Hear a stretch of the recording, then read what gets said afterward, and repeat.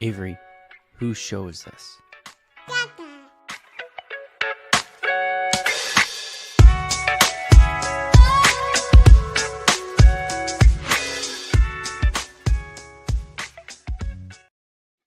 And we're live. Welcome everybody here to the Lakers Lounge Podcast. I'm Anthony Irwin, Senior Lakers Insider for Clutch Points.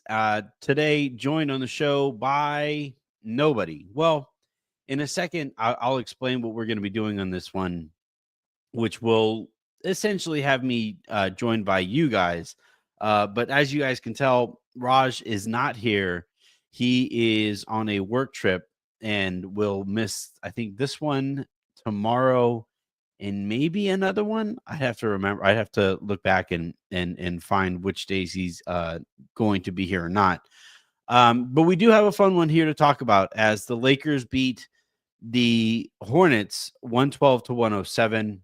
I say fun because it's one of those games where like there's a ton to like, but then there's also that steady reminder of yeah, but still that I think is kind of necessary over the course of a season, and especially heading into the trade deadline, of what the Lakers continue to need. Rui Hachimura missed this one again. Gabe Vincent missed this one. I think Gabe was really missed with that second unit. So we'll talk about the game.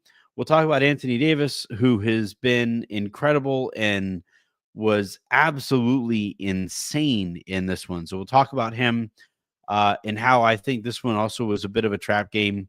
And like I said earlier, it showcased some of the needs that the Lakers continue to have. So all of that here in a bit. We also got a couple updates on the trade market, some additional reporting from Mark Stein on what he is hearing from the Lakers. Haven't heard from him a ton on that front.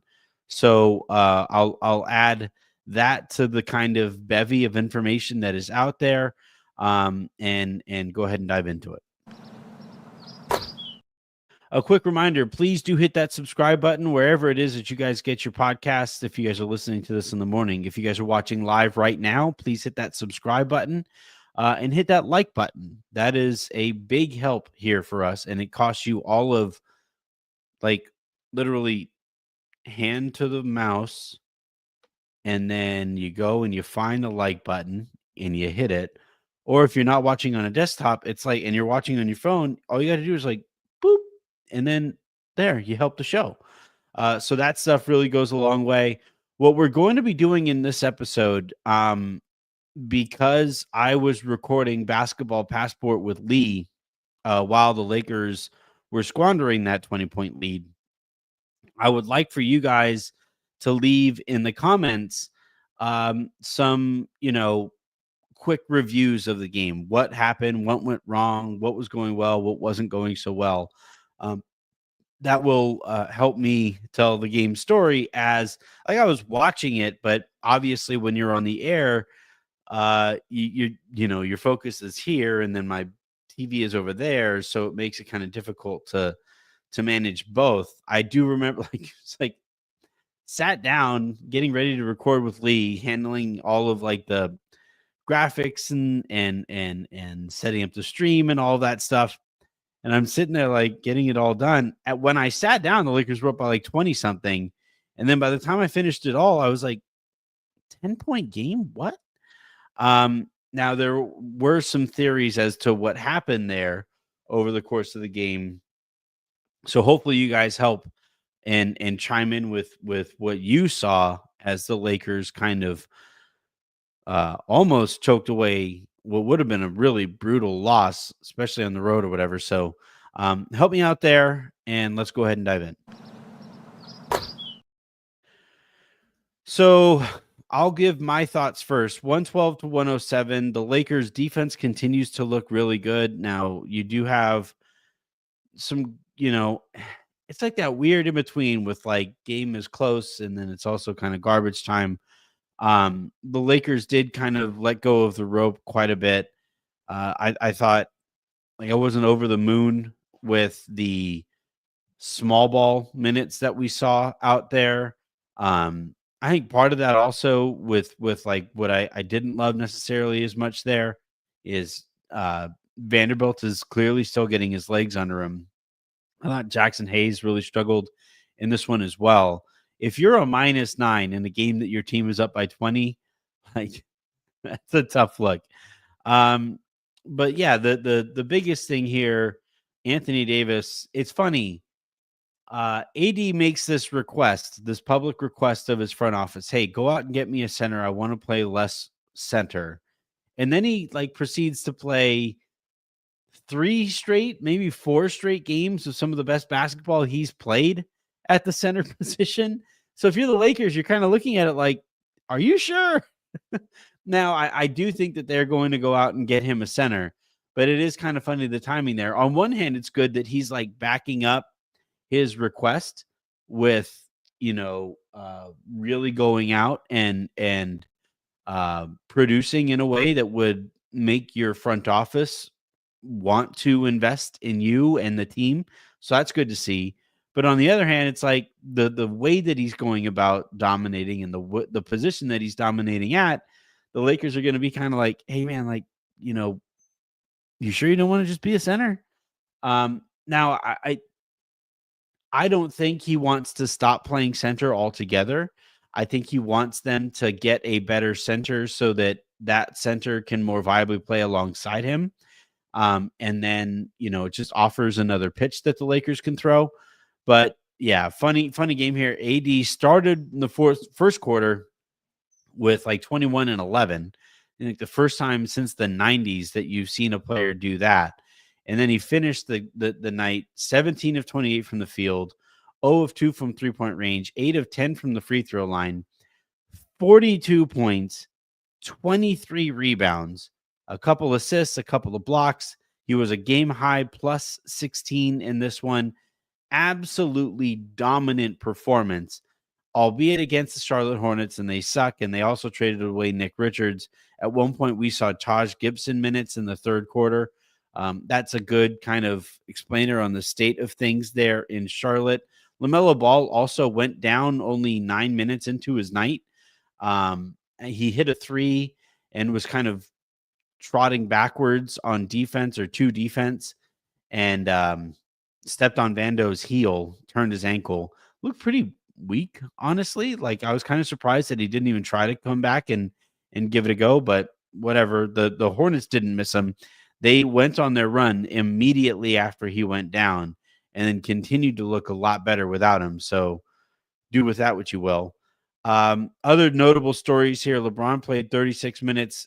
He went for 22 points on 9 of 17 from the field. Really poor 3-point shooting night for him. 1 of 8 from 3-point range. It's part of why Charlotte got back into the game. 7 rebounds, 8 assists, 5 turnovers. Like, honestly, one of the worst LeBron games that he's played in a little while, even with, even while going for 22, 8 and 7.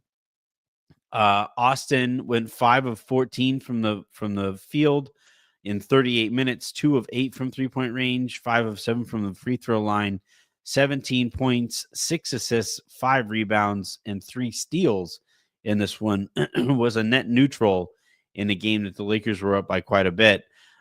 Charlotte wound up putting a Josh Okogie on Austin for some stretches, and I think that gave Austin some issues. Again, it's those big, physical, athletic guards that tend to give Austin problems.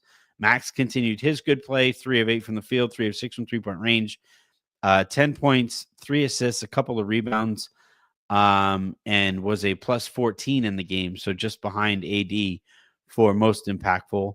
And then Dorian Finney-Smith was a plus 13. So somebody made this note on Twitter that it's I don't think it's a coincidence that your best defenders were the most positively impactful players here.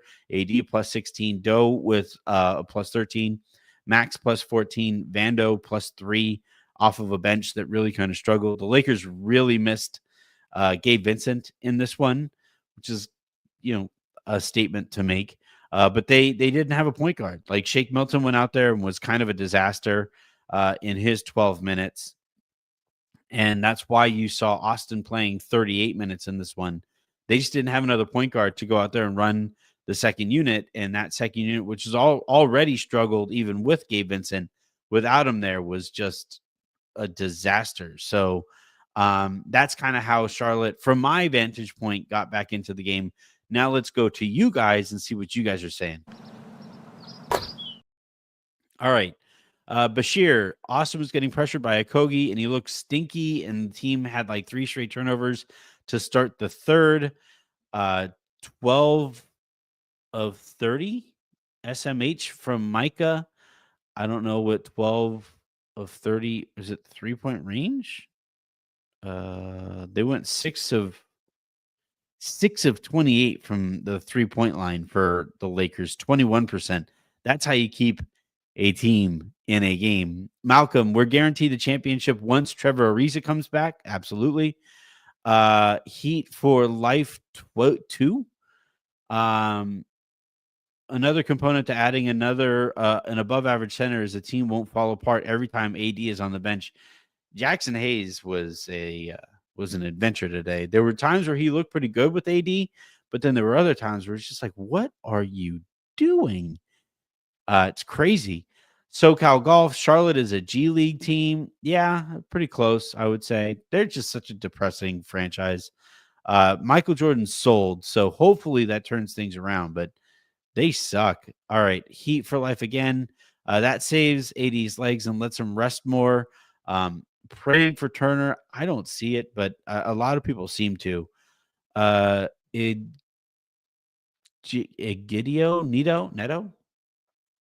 A win is a win. The Lakers could have lost that game 10 days ago. I do see some growth. Look, to that point, this does kind of show the margin for error that the Lakers are working with now that they can play any defense whatsoever. The Lakers were able to kind of shut off Charlotte's water when they absolutely had to. At the beginning of the game, man, it was like 6 minutes, midway through the first quarter, and Charlotte only had 5 points. So the starters went out there and defended their asses off. Really impressive stuff in that regard. And I do think that does help make this point that the Lakers have, some growth in terms of margin for error. It also helps that, we said earlier, Charlotte sucks. Revived, we desperately need a downhill bench guard. Gabe can't be the lead guard for bench units. That's why I'm pro Fultz. He is a really good defender, a really good athlete, and also gets downhill really well. I really liked what we saw from him in Orlando last year. I do hope, and we'll talk a little bit more about the personnel stuff later in the show. I do hope that at the bare minimum here, if the Lakers don't do absolutely anything else, they waive Christian Wood and open up a roster spot to be able to bring in guys for at least 10-day contracts. So you can get a look at Dennis Smith Jr., you can get a look at Markelle Fultz, you can get a look at Lonnie Walker again. Just something to get a little bit more athleticism out there on the perimeter. It's a real concern that the Lakers don't have anybody who can pierce the perimeter of the defense as a lead guard. Joe Little, don't forget we still have another Hornets and Spurs game to make up. That's hopefully 2 wins we can add to the standings. The Spurs have already beaten the Lakers, and the Hornets almost messed around and got this win here tonight. The thing with the Lakers is that, LeBron is kind of wired to take some opponents for granted, and the Lakers aren't good enough to take literally anybody for granted. And that's how you see a swing where the first quarter, the Lakers outscored Charlotte 39-19. And then the second quarter, Charlotte outscored the Lakers 32-20. That's how you see that crazy roller coaster. And that's basically who the Lakers have been this year, right? They've had really high highs, beating the shit out of the Boston Celtics, and then they've had really low lows in which I think they lost both of the Pistons games this year. So that's kind of what happens when you have your leadership is willing to take their eye off of the ball and nobody else is willing to step in and put their eye back on the ball. And the NBA is such that anybody can knock down enough threes to keep them in it. And that's how you arrive at this game being a dogfight when it really shouldn't have been. Bashir, letting Charlotte shoot 40% from three when they're 25th in 3-point percentage doesn't help. Yeah, 38.9 on the night, 14 of 36.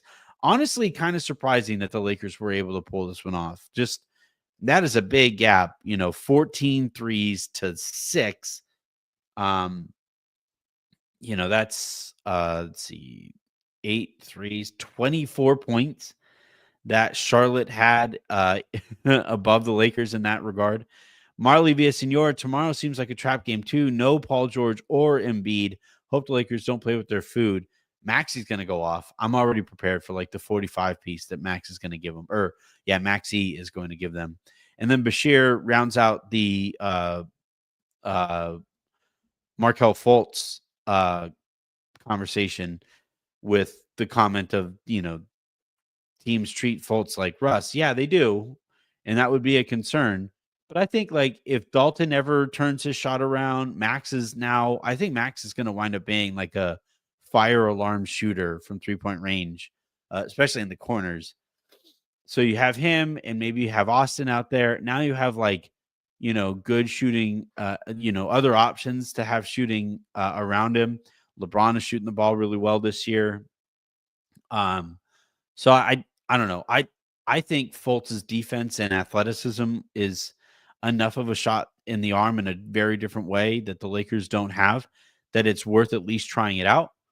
But we also know JJ really cares about shooting, and he might not even play him. Neto also writes, thanks for reading my earlier comment. I'm watching from Brazil. The bench without Gabe and Rui is tough. Connect, Hayes, and Milton are barely NBA players. Yeah, it's rough watching those guys try to play basketball. All right, let's talk really quickly about tomorrow's game. The Lakers play the 76ers in Philly after this one. This would mark, I'm going to look really quickly at the schedule here, but the Lakers have been playing a bunch lately. This would be, let's see, so they played dating back to, so they played, all right, so dating back to the second, the Lakers have played at least every other day. They've played the 2nd, the 3rd, the 5th, 7th, 9th, 11th, 13th, 15th, 17th, 19th, 21st, 23rd, 25th, and 27th tonight. Then tomorrow they play again, and then they play again a couple days later after that, and then a couple days later after that. They finally have a 3-day break before they play the Clippers back in LA. There's probably some tired legs going on here too. That is a lot of basketball to play in that way, for an older team. So, you always, I know people are like, oh yeah, these poor millionaires sure must be tough to play against them. But that rest disadvantage is a mother bleeper. And again, playing at least every other day, dating back to early January, is pretty tough that's a tough stretch to get through. So, and they've looked all right during it, right? Like, dating back to the 15th, they have now won 1, 2, 3, 4, 5, 6 of 7. And should pick up another win tomorrow, should pick up another win in Washington before they play New York. And that'll be obviously a tough game. But yeah, Dodgers, like they had a break during the fires, but like you can still see they had that like break, but yeah, so they didn't play the 9th and the 11th games, but you're still playing almost every other, and it's hard to say that like you have a break during a chaotic event like the fires, where like LeBron was concerned he's going to lose his house, and JJ Redick actually did lose his house, and the entire city is nervous, sitting there wondering where the next fire is going to pop up from. So I don't know if I would necessarily call it a break. And you're still looking at even like after the fires every other day for a couple weeks now. and some of those games have been really tough. So, uh, yeah, I'm a little nervous about this one.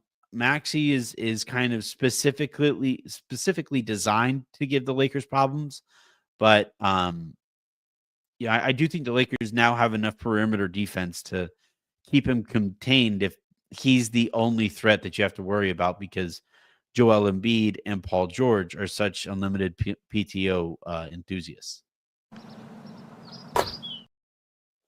All right. The last point here that I want to get to, Mark Stein of Substack, he and Jake Fisher have a really cool setup there. I hope you guys are subscribed to Mark and Jake's work there on Substack. Mark reported that the Lakers are, quote, unlikely to pursue Nikola Vucevic and Jakob Pertl because of how much they cost right now in terms of against their cap, and then also in terms of draft capital. He reports that the Bulls are still asking for a first rounder for Vooch, and that so long as that price remains there, that the Lakers are not going to get involved. I reported that, the price that the Lakers would be kind of okay giving up for him would be a couple second round picks. They are not going to move a first round pick for Nikola Vucevic. He also echoed some of the stuff that I've been reporting about Walker Kessler, that nobody seems to think he is available. That has been pretty consistent all year. So, I really don't think he is an option for the Lakers. That leaves then guys like Robert Williams, guys like Miles Turner. He didn't really mention there. I still don't think they'll trade Miles Turner, but you never know with small markets. And then you have, he didn't mention, it's interesting that he said that the Lakers wouldn't pursue Pirtle, but then also didn't mention Kelly Olynyk, who the Lakers have kind of kicked the tires on in the past, and I do think would probably ask about again this year. He's a big guy, really good passer. He can shoot, so he could technically play alongside Anthony Davis. And he does make that $13 million, which is just annoying enough for the Lakers to have to trade for. So, that's worth keeping in mind. But I do still believe 85, 90% sure the Lakers are going to trade for a center before the trade deadline. Now we are kind of inching towards it, right? You guys will be listening to this in podcast form on January the 28th. February the 6th is the trade deadline. So they are kind of coming down to it. But with AD applying pressure, with LeBron also applying pressure the way that he does, I would be pretty surprised if the Lakers stand pat here, unless these teams still don't come off of their somewhat inflated prices. So, but I do think, though, that this game really showed, all right, if you trade Gabe for something and you don't get a guard back, you probably got to go out and get a guard, because Shake Milton isn't good enough to be the guard behind Austin Reeves. I think this game also showed that the Lakers do need that upgraded backup center, because I don't think Christian Wood is going to play basketball this season. He may never play basketball again in the NBA if he misses this entire season. But Jackson Hayes, I don't think is good enough to be your backup, especially if AD wants to play a little bit more four. AD, by the way, you only shot 2 threes in this one. You didn't make any. If you're going to play the four, you have to be a more willing shooter. But I do think this game, while the Lakers look great for some stretches, I think it also kind of hammered home some question marks that we have about them, and only kind of further hammers home the point that go out and do your job, man. And I also think the Lakers right now are 26-18. They should win their next couple. That would put them 10 wins above 500. In terms of the standings, the Lakers are first in their division, I believe. Yeah. And they are fifth in the conference. They are a game and a half back of Denver. Now, I do think we're probably going to see a bit of separation between the 4 and the 5 seeds, because Denver, I do think, is going to start ripping off wins. They've won 8 out of the last 10. And the Lakers, if they win their next couple, they'll have won 8 out of their last 10 too. But yeah, like I do think, if the Lakers kind of sit in the 5 spot, and you look at the matchups ahead of them, I wouldn't feel great about playing Denver in the first round. But if it's Memphis Lakers as the 4-5 matchup, Denver's only a couple games back of Memphis and only a few games back of Houston. So if Houston falls back or Memphis falls back, Denver jumps up a little bit. And now also you're on the opposite side of the conference from Denver. Like, I fear OKC less actually than I do Denver, because Jokic is not just the best player in that series, but also kind of wipes out Anthony Davis. OKC doesn't have anybody who would wipe out Anthony Davis, and I still don't know if I fully believe in OKC as a playoff team. They're an incredible team, don't get me wrong. And I'm like, if you're looking at Denver or OKC, you're basically asking, like, would you rather die via grizzly bear or via shark? But still, I do think that the Lakers, the chances, like, they've done their work, right? The Lakers have only a couple more games here left before, or a few more games here left before the trade deadline. They have about 5 or so games left before the trade deadline. If they lose all 5 of them, then okay, then, maybe they do just suck. But if they go into the trade deadline and they're like 10-ish games above 500, and as it would stand then, maybe don't have to play a play-in game, and now you're looking at playoff matchups and you could possibly win a couple playoff series. Like, if I'm Rob Pelinka, the case I would make to Jeannie is, we win a couple playoff games, that's a ton of playoff revenue for a similarly priced roster. Maybe we should just kind of go for it. And maybe that gets into her head. Okay, let's go out, let's spend the draft capital. Let's really commit to this organization, this franchise, this team. And specifically Anthony Davis, man, he's in the middle of his prime. He just went 20-10 in the first quarter. Like, as much as, like, people keep talking about, and I have mentioned in the past, LeBron James's, kind of decline that has become kind of noticeable, Anthony Davis is not at all declining. He looks incredible. And that is the kind of guy that you would want to invest in, even if he was the only guy. But you're also investing in him with, like, LeBron being your second best player. That's not bad, man, especially when you get into the playoffs and those guys, and that guy, LeBron, gets 7 games to figure out a team. I want to give those guys shots. And I think this is, like, I would, if they go into the trade deadline and they're like 10 games or so above 500, they still sit in that 4-5 seed or whatever. And they're within striking distance of again, home court potentially in the first round, and you don't use at least one of your first rounders, Rob's got to get fired. I don't need to hear about, you can't buy a house that isn't for sale. It takes 2 to tango. I don't need to hear any of that. If the Lakers are there and if they sit where they currently sit right now and you don't commit to this team, it's just straight cowardice. There's no other explanation. It's reluctance to make any kind of a trade, because if you make that trade and it doesn't work out, now all of a sudden you're at risk of getting fired. I think you should get fired if you don't do anything here. We do have a starred comment here, which means George Arias writes, jokes aside, Bronny should get Shake's minutes. Let him develop. Shake looks bad. I think JJ is going to side with Shake because Shake can shoot.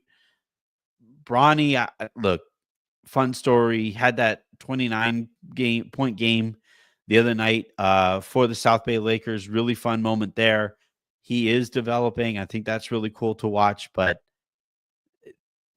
I would rather go out and sign Fultz or, see what you could do on the trade market to go out and get a better ball handler, so that Shake doesn't have to play. But yeah, look, kudos to Bronny. And it's been fun to watch him kind of come along at his own pace. It's been great that he has been out of the limelight, that he has been able to go down and focus on playing in the G League and getting those reps there. And all of the circus from earlier this year is kind of dissipated. And now, like, it's nice. We've arrived at a place here where the only time I see anything, regarding Bronny is when he's playing well and when he does good things. We haven't arrived at a place here where he's getting dunked on for missing jumpers or anything like that. Like, I'm glad we've avoided that. I'm glad that the story is going in the way that it is going, but I do not need to see him for the Lakers this season in minutes that matter.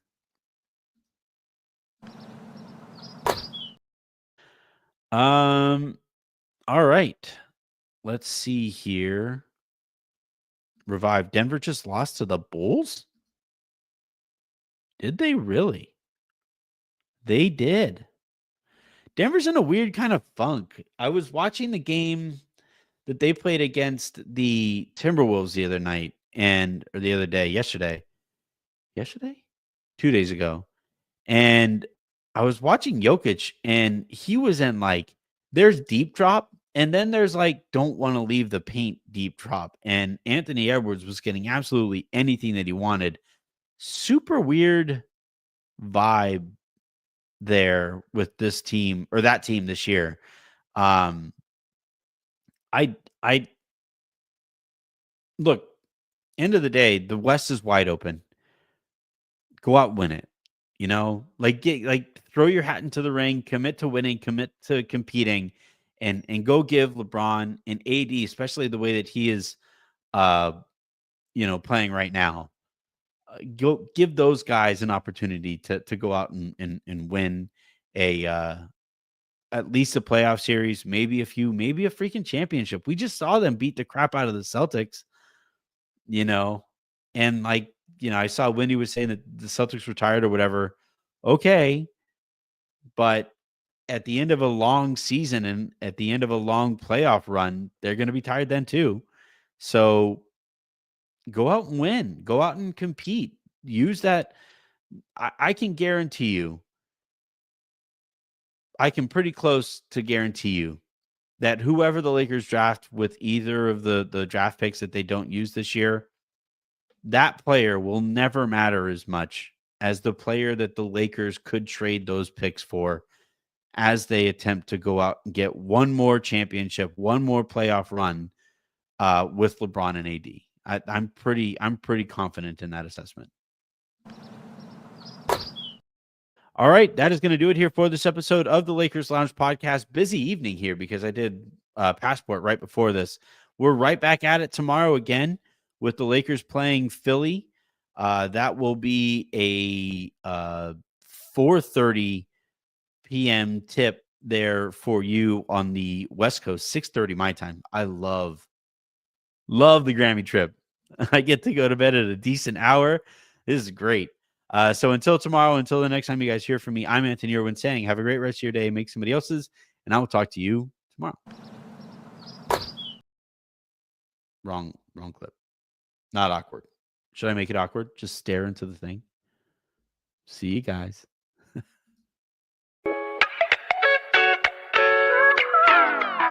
Bye, everyone.